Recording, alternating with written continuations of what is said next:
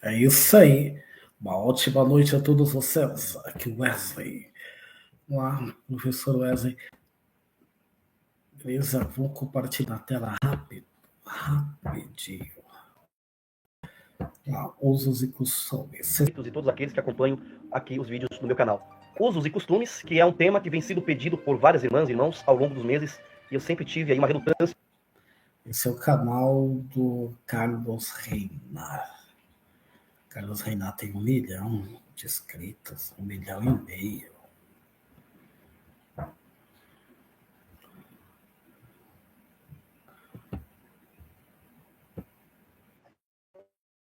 Sim, fazer esse vídeo, mas como eu não tenho o que temer, e estou embasado na Bíblia Sagrada, eu vou fazer um vídeo aqui para tentar passar a vocês aquilo que eu vejo nas Escrituras a respeito dos usos e costumes. Mas antes de começar esse vídeo, eu quero humildemente pedir para você que está assistindo esse vídeo e ainda não é inscrito aqui no canal, que aperte no botãozinho. Vamos ver aqui. Os ouvidos dos inscritos aqui do canal. O meu compromisso aqui é com a verdade e também com a verdade da palavra de Deus, por conta de uma televisão. Isso não foi só na congregação.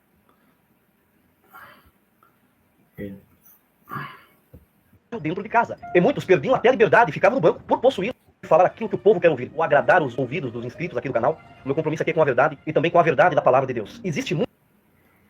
Qual a verdade? Esse aqui, compromisso com a verdade. Muitas dificuldades de irmãos e irmãs separar o que são doutrinas bíblicas de regras e ensinamentos humanos. Por exemplo, há uns 60 anos atrás, era um escândalo um irmão ou uma irmã ter rádio dentro de casa. E muito... Rádio, TV em casa, era um escândalo. Era um escândalo. Eles perdiam até a liberdade e ficavam no banco por possuir um aparelho de rádio. Mas hoje, dentro... Perdi até a liberdade, condição, porque tinha um rádio em casa. O varredor da congregação, até o que preside os cultos, está em cima do púlpito, possui rádio dentro de casa. Isso também com a televisão. Quantos... Também a televisão foi a mesma coisa, né? Televisão. Anos condenando as pessoas porque utilizavam a televisão. Irmãos que perderam a liberdade e ficaram até mesmo sem tocar na orquestra, até pararam, a família inteira parou por conta de uma televisão. Isso não foi só na congregação cristã do Brasil, não, em várias denominações evangélicas. E hoje... Não só na congregação, em diversas igrejas. Cara, eu fiquei muito tempo sem assistir televisão, muito tempo, uns 10 anos praticamente, evitava assistir televisão. Por quê? Porque ia pra congregação, cara. A televisão está em várias casas de crentes. Muitos crentes possuem um aparelho de televisão dentro da sua casa. E aqueles que... Acho que quebrou hoje praticamente todas as casas têm televisão. Todas.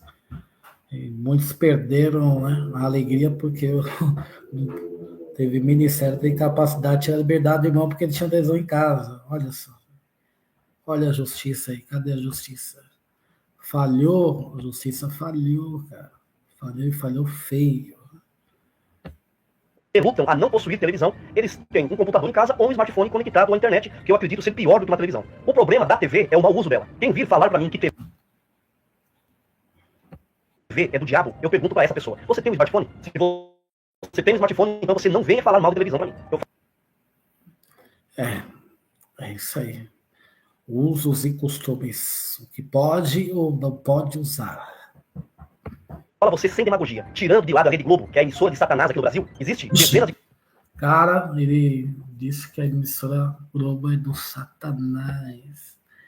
Carlos Reinar, assistem o vídeo. Esse vídeo está com o nome CCB, Usos e Costumes. O que pode? Deus mudou? Agora eu te pergunto, Deus mudou? Ou Deus mudou?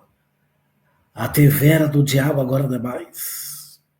A TV era do Satanás, gente, do capeta. A TV era do demônio, né? Hoje não é mais. Hoje não é mais. A gente perdeu a liberdade por conta disso. Loucura.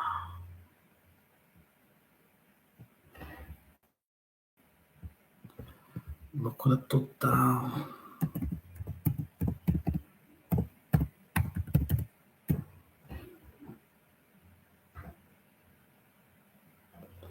Agora você assiste o irmão pelo celular, né?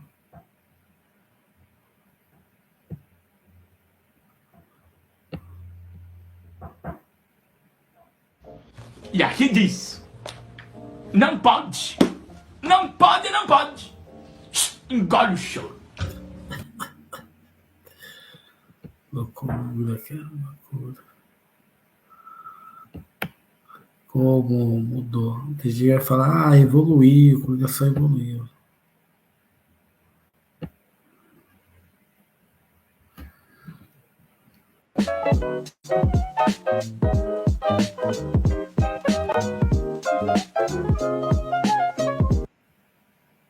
Glória ao Rei, bendito é o Criador. Irmão, glorifica a Deus, irmão, que chegou o dia. O que o Samuel levantou. É mais 2 horas da madrugada, ninguém dormia mais naquela casa, igreja. Diante do aparelho, ele ficou, deu uma febre nele. Ele foi tendo confusão nele, igreja. Ele foi passando mal. Deus visitou o servo e falou: meu servo, se você não tirar esse aparelho agora da tua casa, vou levar o teu filho pro reino da minha glória. Quem acredita em Aparelho aqui é a televisão, né?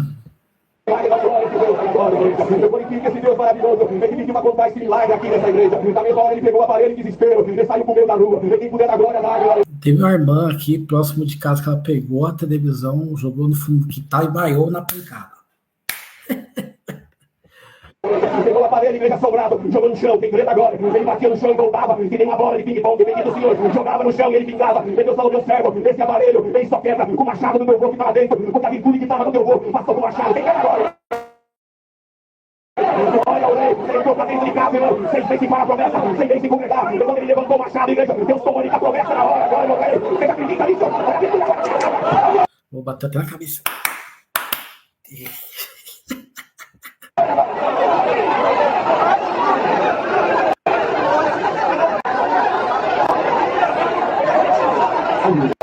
levantou o machado, igreja, ele rachou aquele demônio, Deus entrou na casa dele, libertou Samuel na hora. A televisão era o demônio, agora não é mais, né? Você consegue assistir o teu ancião. Que vergonha, né, gente? Aí, ó, que vergonha. Segunda epístola, no capítulo 1. Eu tenho até vergonha de falar que eu fui da congregação, cara. Cara, tenho até vergonha disso, cara. Isto foi coisa inspirada por Deus. E falava Pedro: fazei bem em atentar a essas coisas, porque quem não atenta para as profecias não chega no Cristo. E a profecia nos leva ao Cristo. Ele diz: a lei e os profetas duraram até João. E depois, então, depois de Cristo, chegamos no Cristo. Por que chegamos no Cristo? Porque os profetas falaram e nós chegamos nele. Quando chegamos nele, cumpriu a profecia. A palavra se cumpriu. E o que eles falaram, nós achamos. Então, assim foi. E Pedro falava isso falando Peraí, não entendi. dos profetas, falando dos pais que... Peraí. Deixa eu diminuir aqui a velocidade. Muito rápido. E nós chegamos nele. Quando chegamos nele, cumpriu a profecia. A palavra se cumpriu. Que o que eles falaram, a lei e os profetas duraram até João. A lei e os profetas duraram até João. Tá. Os profetas e a lei duraram até João. Beleza. Pois então, depois de Cristo, veio... Depois de Cristo? Veio quem? Veio quem depois de Cristo? Chegamos no Cristo. Por que chegamos no Cristo? Porque... Ah, não, ele mudou. Chegamos no Cristo. Nós chegamos no Cristo, né? Os profetas falaram e nós chegamos nele. Quando chegamos nele, cumpriu a profecia. Não, pô, a profecia cumpriu em Cristo. A profecia não cumpriu em você. Não cumpriu em nós. Vai saber se existiria congregação ou não. Talvez nem existiria congregação. A profecia cumpriu em Cristo. A gente... são por conta de fatores, acontecimentos que ocorreram durante a história, nós estamos aqui, né? As promessas cumpriu porque tinha que cumprir, não por causa da gente. Nós, rapaz, a palavra se cumpriu. Que o que eles falaram, nós achamos. Então, assim foi. E Pedro falava isso falando dos profetas, falando dos pais, que seriam os patriarcas, os antigos pais, que falaram da graça e que falaram que haveria de ter um Salvador. E muitos profetas e muitos reis falaram. Mesmo Davi falou, Moisés falou. Moisés disse: haverá um profeta semelhante a mim. Aquele que ouvir ele será salvo. Quem não ouvir será tirado do rebanho. E Moisés disse: semelhante a mim. Como Moisés trouxe a lei, Cristo trouxe a graça. Cristo trouxe a graça, muito bom. Então, irmão, olhando as Escrituras, ela nos anuncia o Cristo. E aqui Pedro escrevia com muita propriedade, um exemplo tão claro. Fazei bem em atentar para os profetas e as profecias. Sem entrada, sem juros e até 10. Como uma luz num lugar escuro, até que chega a estrela da alva e ilumine os vossos corações. A estrela ilumina as coisas, mas iluminar o coração já não é a estrela, é Cristo a estrela.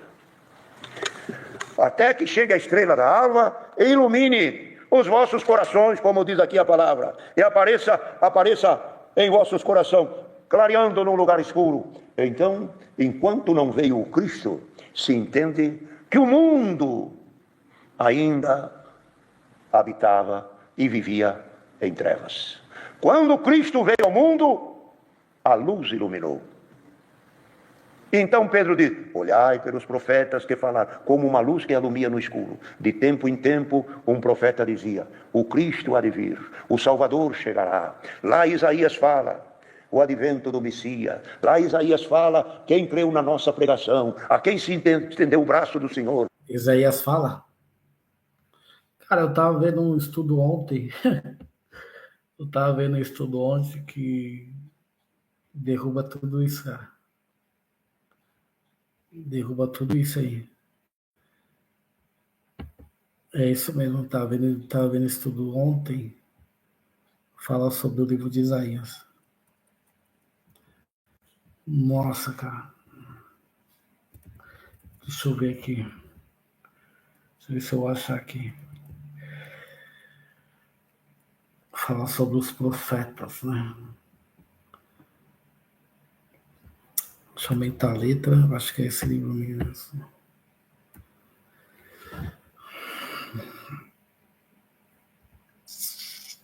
É loucura, cara. É meio que complexo. A maneira que nós olhamos o Antigo Testamento e o Novo Testamento, né, com uma visão futurística, essa interpretação atual dos dias de hoje, né, não é aquela interpretação, aquela visão que os profetas tinham. Né? Os profetas tinham uma visão totalmente distinta, sempre para a sua época e para o seu momento. Né? Não pensando 2000 anos depois, cara. 2000 anos, tem aquela música lá, eu nasci há 10.000 anos atrás.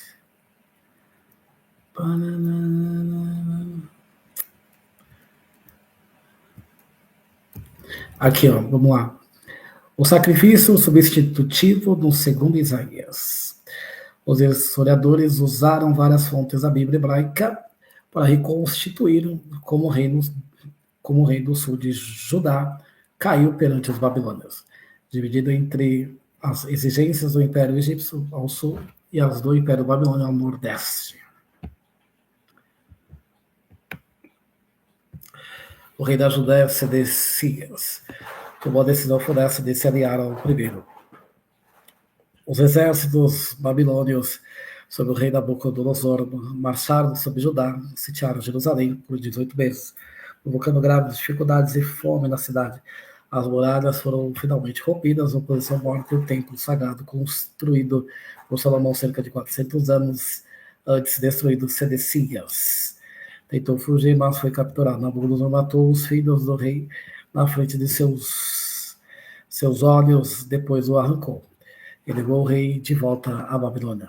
Como prisioneiro, muitos dos membros da aristocracia de Jerusalém também foram levados presos. A ideia era de que eles não poderiam fomentar uma rebelião longe da pátria. Esse é o contexto em que o segundo Isaías faz sua proclamação. Há mais de 100 anos, os estudiosos se deram conta de que os capítulos 40 a 55 do livro de Isaías não poderiam ter sido escritos pelos mesmos autores, responsáveis pelos primeiros 39 capítulos.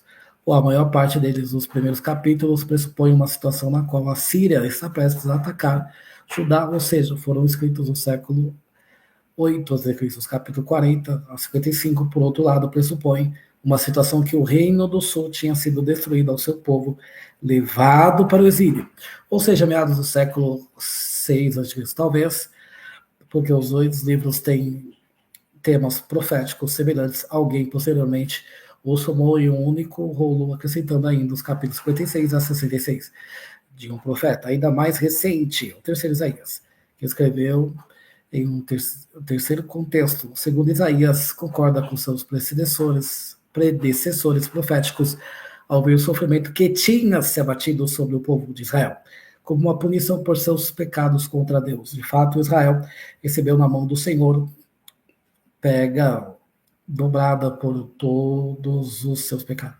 Essa regra de pecado e punição, porém, é aplicada não apenas a Israel conquistado, mas também a Babilônia conquistadora, como o próprio Deus informa a esta última. Você vê, né? O texto sempre retratando o contexto cultural e secular da época.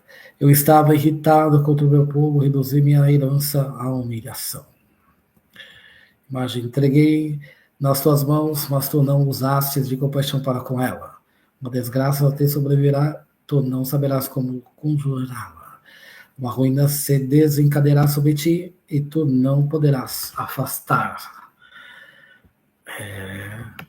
Um ensinamento fundamental do segundo Isaías, diferente daquele dos profetas anteriores à tragédia, que agora que Judá tinha pagado por seus pecados, sendo punida, Deus iria se aplacar e perdoar seu povo, e conduzindo à terra prometida e começando um novo relacionamento com eles. E assim, nas conhecidas palavras de abertura do relato do profeta: consolai, consolai meu povo, diz vosso Deus, falai no coração de Jerusalém, dizei-lhes em voz alta que seu serviço está cumprido, que sua iniquidade foi expiada.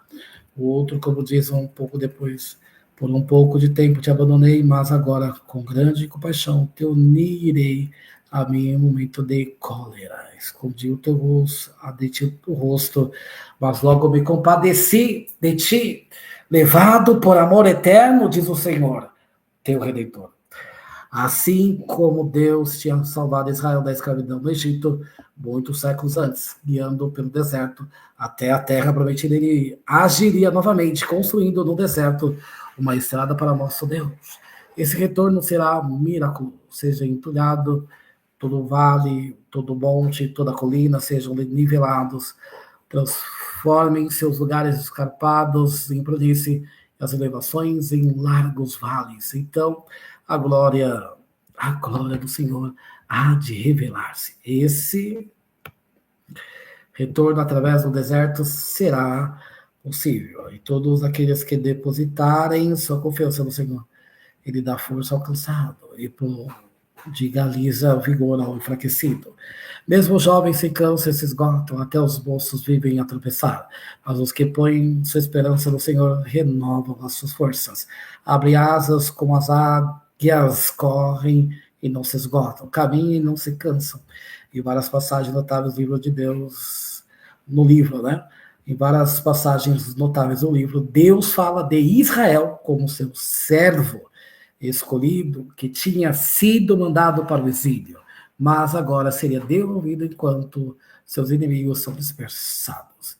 E tu, Israel, meu povo, meu servo, e tu, Israel, meu servo, Jacó, a quem escolhi, descendente de Abraão, meu amigo, tu a quem tomei desde os confins da terra, a quem chamei desde os seus recantos longínquos, e te disse, tu és meu servo, eu te escolhi, não te rejeitei. Não temas porque estou contigo, não te apavores porque eu sou o teu Deus, eu te fortaleci, sim, eu te ajudei, serão envergonhados e humilhados todos os que se inflamam contra ti, serão reduzidos a nada, perecerão aqueles que querelavam contigo.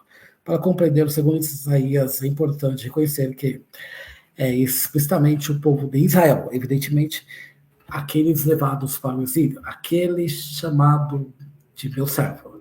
Como o profeta diz posteriormente, tu és meu servo, Israel, aquele em que me glorificarei. A importância disso é que algumas passagens do segundo Isaías foram vistas pelos primeiros cristãos como se referindo a nenhum outro, além do Messias Jesus, que se acreditava ter sofrido pelos outros, dando a redenção, e de fato é difícil para cristãos familiarizados com o Novo Testamento ler passagens como Isaías 52, 53, sem pensar em Jesus. Eis que meu servo, que é Israel, não é Jesus. Eis que meu servo prosperará, e ele se elevará, será exaltado, será posto nas alturas, era desprezado e abandonado pelos homens, homem sujeito à dor, familiarizado com sofrimento, como pessoa de quem todos escondem os rostos, desprezado, não fazemos caso nenhum dele. E, no entanto, eram nossos sofrimentos que ele levava sobre si, nossas dores que ele carregava. Mas nós o tínhamos como vítima do castigo, ferido por Deus e humilhado, mas ele foi transpassado por causa de nossas transgressões, esmagado por causa de nossas iniquidades. O castigo que havia de trazer-nos a paz caiu sobre ele. Trazer-nos a paz, né? O castigo que havia de trazer-nos a paz caiu sobre ele, o castigo. Sim, por suas feridas fomos curados, nós como ovelha andávamos errantes, seguindo cada um o seu próprio caminho, mas o Senhor fez cair sobre ele a iniquidade de todos nós. Foi maltratado, mas livremente humilhou-se e não abriu a boca, como cordeiro conduzido ao matadouro, como ovelha que permanece muda na presença dos tosquiadores. Ele não abriu a boca. Quem se preocupou com o fato de ter sido cortado da terra dos vivos, de ter sido ferido pela transgressão do seu povo? Vários pontos são importantes para interpretar uma passagem tão poderosa. O primeiro foi o que eu apresentei em um capítulo anterior. Os profetas de Israel. Né? Bom, não eram adivinhos. Os profetas de Israel não eram adivinhos, com bolas de cristais. Olhando para o futuro distante, Jesus iria aparecer apenas 5 séculos depois. Eles estavam levando a palavra de Deus a pessoas que viviam em sua própria época. Além disso, não há nada na passagem que sugira que o autor está falando sobre um futuro Messias. Para começar, a palavra Messias nunca aparece nessa passagem. Ademais, é dito que os sofrimentos deste servo estão no passado, não no futuro. À luz desses pontos é fácil ver porque antes do cristianismo nenhum intérprete judeu considerou que essa passagem indicava como seria o Messias ou o que faria. O antigo judaísmo, antes do cristianismo, nunca teve uma ideia de que o Messias iria sofrer pelos outros. Por isso, a enorme maioria dos judeus rejeitou a ideia de que Jesus pudesse ser o Messias. O Messias devia ser uma figura de grandeza e poder, por exemplo, alguém como o poderoso rei Davi, que governaria o povo de Deus. E quem foi Jesus? Um criminoso, um crucificado, exatamente o oposto do que o Messias seria. Finalmente, é importante reiterar o ponto fundamental. O autor do segundo Isaías nos diz explicitamente quem é o servo que tinha sofrido o próprio Israel, especificamente Israel levado para o exílio. Os cristãos acabaram passando a pensar que essa passagem estava sim se referindo ao seu Messias, Jesus. Direi alguma coisa, palavras sobre isso em breve. Por ora, a questão é que o segundo Isaías poderia ter querido dizer em seu próprio contexto histórico, se essa passagem se refere ao meu servo Israel, né? Se essa passagem se refere ao meu servo Israel, o que isso tudo significa? Como os outros profetas, o segundo Isaías acreditava que o pecado exigia punição. Israel, servo de Deus, exilado na Babilônia, tinha sofrido terrivelmente nas mãos de seus opressores. Esse sofrimento produzia expiação, assim como o animal sacrificado no templo produzia a expiação do pecado. Da mesma forma, fizera Israel exilado. Ele tinha sofrido pelas transgressões dos outros, usando uma metáfora na qual Israel é identificado como um indivíduo, um servo do Senhor. O segundo Isaías indica que o povo isolado tinha sofrido de forma vicária por outros. Assim, a nação podia ser perdoada, retornar à relação certa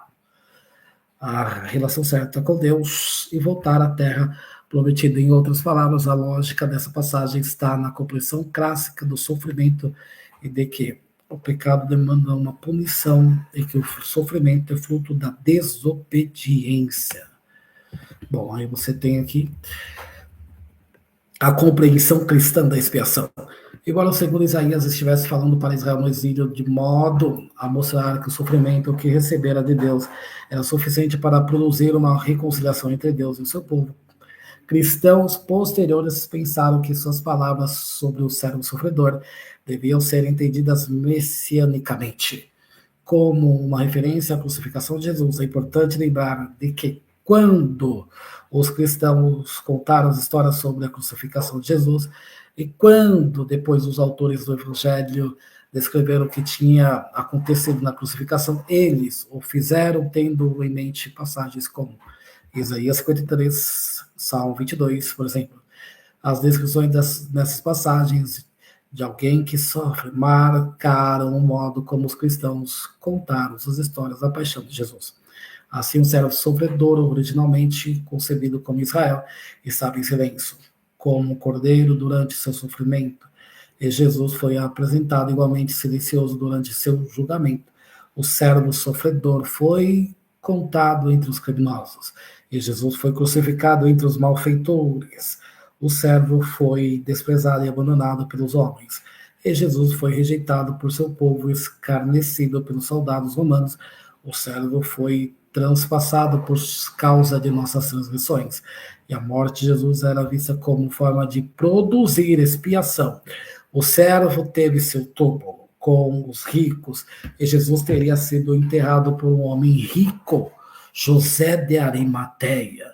O servo teria sido inocentado após o sofrimento, de modo que o Senhor iria prolongar seus dias. Jesus teria se erguido dos mortos. Não é por acaso que os relatos da crucificação do Novo Testamento são tão parecidos com Isaías 53. Os autores desses relatos estavam pensando no servo sofredor de Isaías, enquanto escreviam seus relatos. Há uma implicação particularmente importante para o nosso estudo. A visão clássica da relação entre pecado e sofrimento não é encontrada apenas em todas as páginas da Bíblia hebraica. Ela também é fundamental para a compreensão do Novo Testamento, porque Jesus tinha de sofrer e morrer, porque Deus tinha de punir o pecado. O segundo Isaías deu aos primeiros cristãos o roteiro para compreender a terrível paixão e morte de Jesus. Seria um sofrimento suportado pelo bem de outros? Era por intermédio da morte de Jesus que outros poderiam acertar as contas com Deus? Jesus, de fato, era um sacrifício pelo pecado?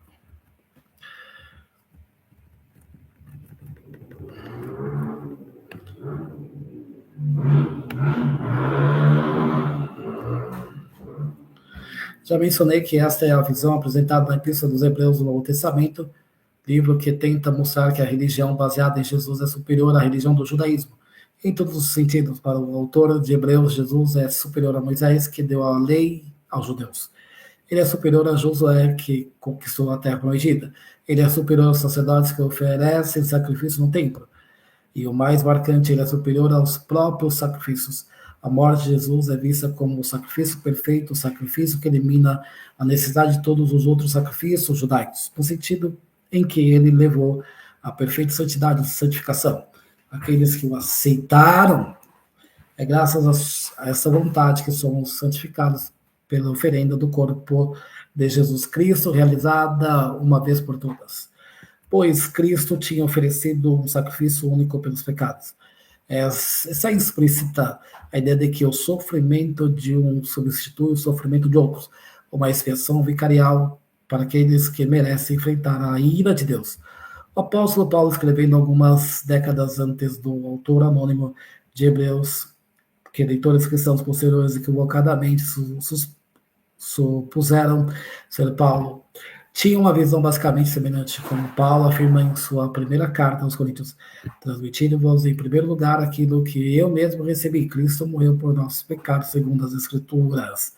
Paulo é um pouco mais expansivo em sua carta aos Romanos, na qual indica que a ira de Deus se abateu sobre o povo porque todos tinham pecado, mas que o próprio Cristo produziu uma expiação derramando o seu sangue pelos outros. Visto que todos pecaram e todos estão privados da glória de Deus e são justificados gratuitamente por sua graça em virtude da redenção realizada em Cristo Jesus, Deus o expôs como instrumento de proteção por seu próprio sangue mediante a fé. Para Paulo, há uma fórmula relativamente simples para explicar como Deus dá a salvação eterna ao seu povo. Pecado leva a punição, Cristo tomou a punição para si, portanto a morte de Cristo pode expiar os pecados dos outros. Toda essa visão da expiação tem como base a compreensão clássica do sofrimento. O pecado exige sofrimento como punição, do contrário Deus poderia simplesmente perdoar as pessoas sempre que quisesse, e não haveria motivo para Cristo morrer. A doutrina cristã de expiação e salvação para a vida eterna está baseada na visão profética de que as pessoas sofrem porque Deus está punindo por desobediência. Você acha? Em nenhum momento essa visão da expiação é mais bem retratada que em Marcos, o primeiro dos evangelhos a ser escrito. Pouco há que indique que o autor anônimo do Evangelho de Marcos tenha realmente lido os escritos do apóstolo Paulo, que escreveu cerca de 20 anos antes de Marcos aparecer. Mas, em muitos sentidos, a visão de Marcos da importância da morte de Jesus reflete uma compreensão paulina da expiação, como o próprio Jesus teria em Marcos ensinado aos seus discípulos, pois o Filho do Homem, o próprio Jesus, não veio para ser servido, mas para servir, e dar a sua vida em resgate por muitos. Eis a doutrina de uma vida dada por outra, diretamente do segundo Isaías.